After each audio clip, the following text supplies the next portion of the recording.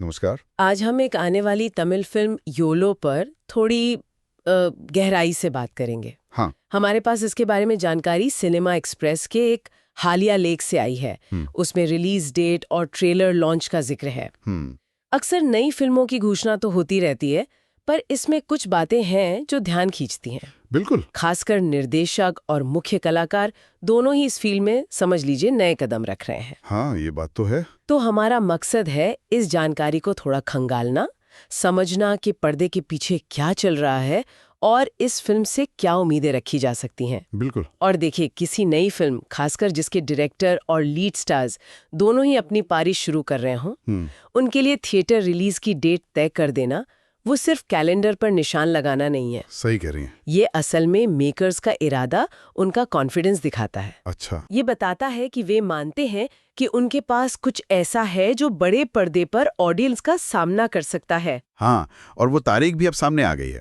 YOLO 12 सितंबर को release होगी। 12 सितंबर। और जैसा आपने कहा, ये घोषणा सिर्फ अकेले नहीं आई, बल्कि फिल्म के ट्रेलर के साथ आई है। हाँ, यही बात। ये तो इरादे को और पुख्ता करता है ना। निश्चित रूप से ट्रेलर के साथ रिलीज डेट की घोषणा ये एक सोची समझी स्ट्रैटेजी होती है। ट्रेलर आपको पहली झलक देता है, एक उत्सुकता जगाता है। हाँ। और रिलीज डेट उस उत्सुकता को एक म्याद देती है, एक टारगेट देती है। सही। ये दिखाता है कि मेकर्स अपनी फिल्म को लेकर सीरियस हैं और उसे दर्शकों तक पहुंचाने की पूरी तैयारी में है। ये महज एक घोषणा से बढ़कर है, ये एक तरह का मार्केटिंग मूव भी है जो फिल्म के लिए माहौल बनाना शुरू कर देता है। चलिए अब उस पहलू पर आते हैं जो इस फिल्म को शायद सबसे अलग बनाता है। हाँ? इसके निर्देशक एस सैम। ये उनकी पहली फिल्म है। कैसे?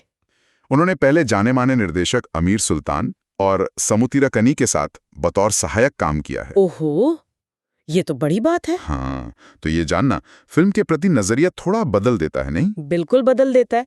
देखिए, पहली फिल्म हमेशा डायरेक्टर के लिए एक बड़ी चुनौती होती है, पर हाँ। अगर उस डायरेक्टर ने अमीर सुल्तान और समुतिराकनी जैसे मेंटर्स के साथ काम किया हो, तो ये सिर्फ बायोडेटा में एक लाइन नहीं है। ये एक ट्रेनिंग है। हाँ, ये एक तरह की ट्रेनिंग है, एक ग्रूमिंग है।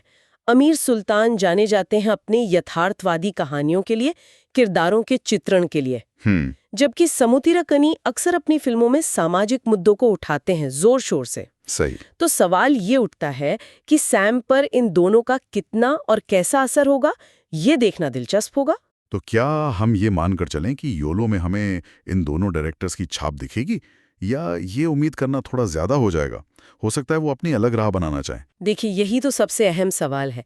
क्या सैम अपने गुरुओं की शैली, मतलब अमीर सुल्तान का रियलिज्म या समुतिराकनी का सोशल कमेंट्री अपनाएंगे, या फिर वो उस सीख का इस्तेमाल करके अपनी एक बिल्कुल नई पहचान गढ़ेंगे? ये एक दिलचस्प चौराहा है। बिल्कुल, अनुभव और ताजगी का। अमीर सुल्तान का यथार्थवाद शायद किरदारों के इमोशनल स्ट्रगल्स में दिखे, खासकर जब वो घोटाले से जूझ रहे हों। हाँ, हो सकता है। जबकि समुतिराकनी का सामाजिक पक्ष शायद उस शक्तिशाली खलनायक के जरिए सिस्टम पर सवाल उठाए। सैम के सामने असली चुनौती इन दोनों प्रभावों को, अगर है तो, बैलेंस करके अपनी ओरिजिनल आवाज खोजने की होगी। ये देखना रोचक होगा कि वो इस विरासत को कैसे संभालते हैं। निर्देशक की पृष्ठभूमि को ध्यान में रखते हुए ये देखना भी जरूरी है कि उन्होंने कहानी के तौर पर क्या चुना है। हाँ। कहानी क्या है? ट्रेलर से जो पता चलता है उसके मुताबिक कहानी एक ऐसे युवा जोड़े के बारे में है जो अनजाने में एक बड़े स्कैम का शिकार हो जाता है। ओहो, स्कैम। हाँ, और फिर उन्हें एक बहुत ताकतवर और प्रभावशाली खलनायक का सामना करना पड़ता है। Powerful figure. जी, सुनने में तो ये सीधे सीधे एक थ्रिलर का प्लॉट लगता है। हाँ, सतह पर तो ये एक थ्रिलर या शायद एक सोशल ड्रामा का सेटअप लगता है। एक आम जोड़ा, एक धोखा और एक शक्तिशाली दुश्मन। हाँ, ये फॉर्मूला तो देखा हुआ है, लेकिन हमेशा कारगर साबित होता है। पर अगर हम इसे डायरेक्टर सैम की पृष्ठभूमि से जोड़कर देखें, तो ये और भी पर्दे खोलता है। घोटाला वाला प्लॉट उन्हें अमीर सुल्तान की तरह किरदारों की बेबसी, डर और संघर्ष को रियलिस्टिक ढंग से दिखाने का मौका दे सकता है। सही। वहीं शक्तिशाली खलनायक वाला एंगल समुतिराकनी की तरह उन्हें भ्रष्टाचार, पावर के गलत इस्तेमाल या सिस्टम की खामियों पर कमेंट करने का कैनवस दे सकता है। अच्छा। ये कहानी कमजोरी बनाम ताकत, मासूमियत बनाम भ्रष्टाचार और अन्याय के खिलाफ आम आदमी की लड़ाई जैसे विषयों को छू सकती है। कहानी का ढांचा परिचित लग सकता है, पर इसके अंदर डायरेक्टर क्या भरते हैं ये उनकी पृष्ठभूमि पर निर्भर करेगा लगता है। और इस कहानी के केंद्र में जो जोड़ा है उसे निभाने वाले कलाकार भी नए हैं, देव और देविका। अच्छा, दोनों ने? हाँ, दोनों का ये एक्टिंग डेब्यू है। निर्देशक की पहली फिल्म, मुख्य कलाकारों की पहली फिल्म, ये तो काफी बड़ा रिस्क लगता है। बिल्कुल। क्या ये फिल्म के लिए सबसे बड़ी चुनौती साबित हो सकता है? ये एक बहुत बड़ा जोखिम है, इसमें कोई शक नहीं। देखिए, जो स्थापित कलाकार होते हैं उनका अपना एक फैन बेस होता है। हाँ, एक चेहरा होता है, एक परिचित चेहरा होता है जो दर्शकों को खींचता है। नए चेहरों के साथ वो सुविधा नहीं होती। लेकिन इसका दूसरा पहलू भी है। नए कलाकार कहानी में एक ऐसी ताजगी, एक ऐसी वास्तविकता ला सकते हैं जो शायद मंझे हुए कलाकार न ला पाए। ये भी बात है। दर्शक उनसे बिना किसी प्री कंसेप्शन के जुड़ सकते हैं। सब कुछ निर्भर करेगा उनके अभिनय पर, उनकी आपसी केमिस्ट्री पर। हाँ। और सबसे ज्यादा डायरेक्टर सैम की काबिलियत पर कि वे इन नए कलाकारों से कैसा काम निकलवा पाते हैं। लेकिन क्या ये जोखिम दर्शकों को ज्यादा आकर्षित नहीं करेगा? मतलब ये जानने की उत्सुकता कि ये नए चेहरे कैसा परफॉर्म करते हैं। ये उत्सुकता जरूर जगा सकता है, खासकर अगर ट्रेलर या प्रमोशन में उनका काम थोड़ा भी असरदार लगे। लेकिन सवाल वही रहता है, क्या वे इस प्रेशर को झेल पाएंगे, खासकर एक ऐसी कहानी में जहां घोटाला है, टकराव है, एक शक्तिशाली दुश्मन है। हाँ, मतलब एक्टिंग के लिहाज से भारी डिमांड होगी। बिल्कुल। क्या वे डर, हताशा, गुस्सा और संघर्ष को प्रामाणिकता से पर्दे पर उतार पाएंगे?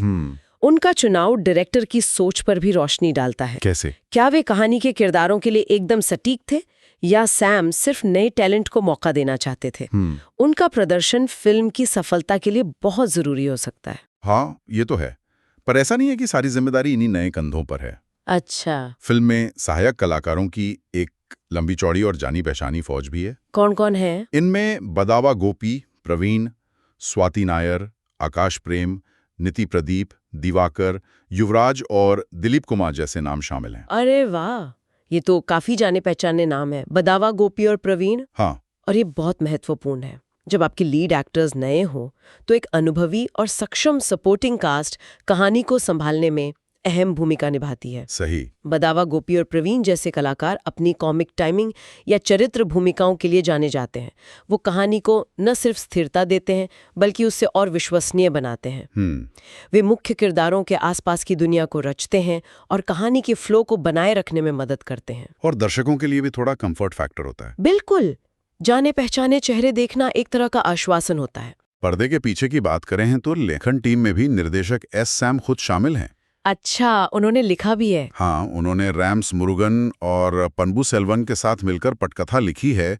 और एक और गौर करने लायक बात यह है कि कहानी का जो मूल विचार है वो भी रैम्स मुरुगन का ही है। ये इंटरेस्टिंग है। डायरेक्टर का राइटिंग प्रोसेस में शामिल होना अक्सर एक अच्छा संकेत होता है। क्यों? ये दिखाता है कि कहानी पर उनकी पकड़ सिर्फ सेट पर ही नहीं बल्कि कागज पर ही शुरू हो गई थी। जब डायरेक्टर खुद लिखता है या लिखने में सहयोग करता है तो उसका विजन ज्यादा साफ होता है। रैम्स मुरुगन ने कहानी का बीज बोया और फिर सैम ने उसे पन्बू सेल्वन के साथ मिलकर स्क्रिप्ट के रूप में डेवलप किया। ये एक सहयोगात्मक प्रक्रिया है। ये बताती है कि कहानी के विजन को लेकर टीम में शायद एक साझा समझ रही होगी। और तकनीकी टीम, उसमें भी कुछ जाने पहचाने और कुछ नए नाम हैं। Cinematographer Suraj Nalluswamy, editor AL Ramesh. AL Ramesh जाने माने एडिटर हैं। हाँ। संगीत निर्देशक Sukrishna Xavier, art director Sampath Tilak और स्टंट डायरेक्टर डेंजर मणि। हाँ, एक निर्देशक की पहली फिल्म के लिए एक मजबूत तकनीकी टीम कितनी जरूरी होती है? बेहद जरूरी। और डेंजर मणि का नाम सुनते लगता है कि एक्शन पर भी ध्यान दिया गया होगा, खासकर वो खलनायक से टकराव वाले हिस्से में। बिल्कुल। पहली फिल्म बना रहे डायरेक्टर के लिए एक कुशल टेक्निकल टीम उसकी आंखों और कानों की तरह होती है।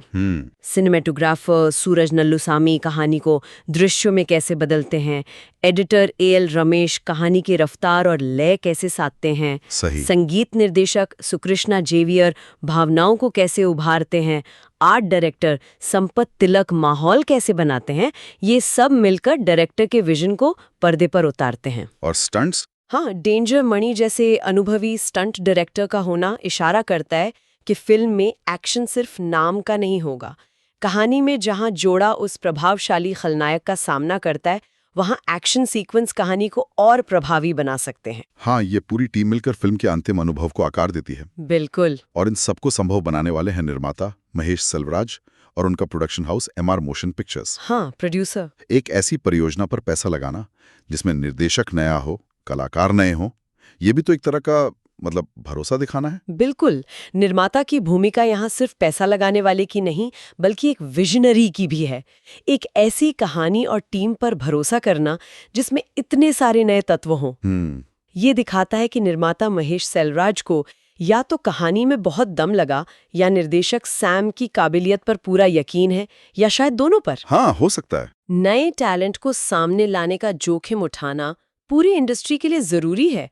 इससे नए विचार और नई ऊर्जा आती है। सही बात है। निर्माता का ये समर्थन ही ऐसी फिल्मों को हकीकत बनने में मदद करता है। तो अगर हम सारी बातों को समेटें, योलो निर्देशक सैम की पहली फिल्म है। उनके पास आमिर सुल्तान और समू तीर कनी जैसे दिग्गजों के साथ काम करने का अनुभव है, जो इससे एक दिलचस्प शुरुआत देता है। हाँ। फिल्म में देव और देविका मुख्य भूमिकाओं में डेब्यू कर रहे हैं। ये ताजगी और जोखिम दोनों लाता है। बिल्कुल। कहानी एक आम जोड़े के इर्द गिर्द घूमती है, जो एक घोटाले में फंसकर एक शक्तिशाली दुश्मन से टकराता है। ये 12 सितंबर को रिलीज हो रही है और कुल मिलाकर ये नए जोश और अनुभवी मार्गदर्शन का एक मिश्रण नजर आ रही है। हाँ, इसमें देखने और परखने लायक कई चीजें हैं। पहला, नए कलाकारों का प्रदर्शन।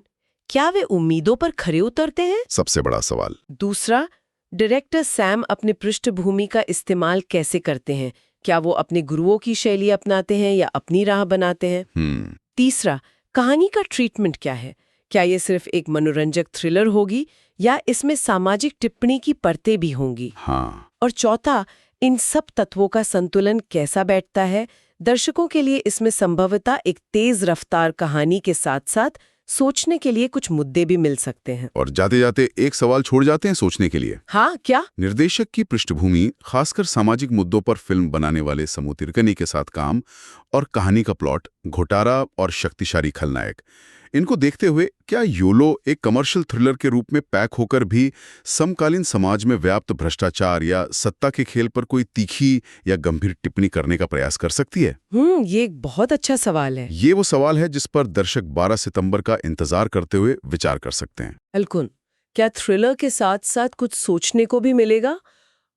ये देखना होगा।